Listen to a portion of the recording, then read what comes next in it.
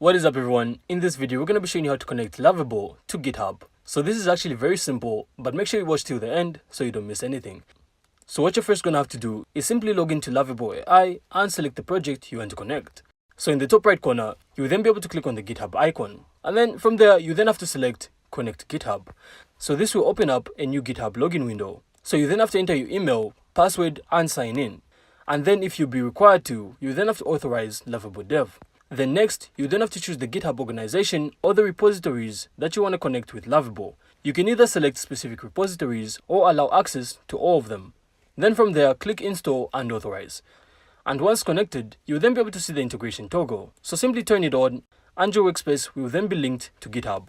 Now your project is going to be in two-way sync, which simply means it changes in Lovable updates and GitHub commits sync back to Lovable. But if you also want to work locally, you can also clone the repository using the HTTPS link provided. And that's it. So that's how to connect Lovable to GitHub.